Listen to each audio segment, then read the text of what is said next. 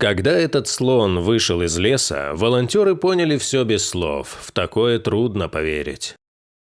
Даже сегодня, когда во многих странах слонов охраняет государство, они остаются излюбленной добычей браконьеров. Люди охотятся на толстокожих гигантов ради их величественных бивней. Однако уложить слона весьма нелегко. Лишь хороший стрелок способен убить это животное одним выстрелом. К счастью для слона по имени Красавчик, главного героя нашей статьи, атаковавшие его браконьеры были мазилами.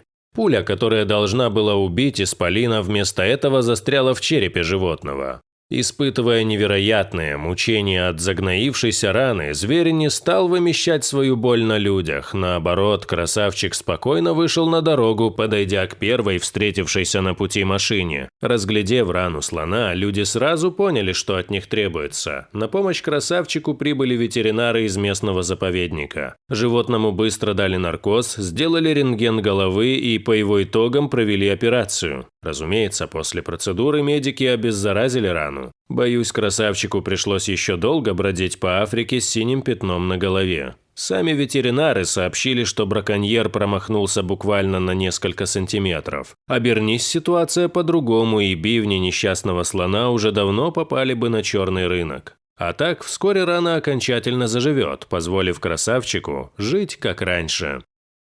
Дорогие друзья, если вам понравилось видео, поставьте лайк, а также подписывайтесь на канал, где найдете еще много интересного.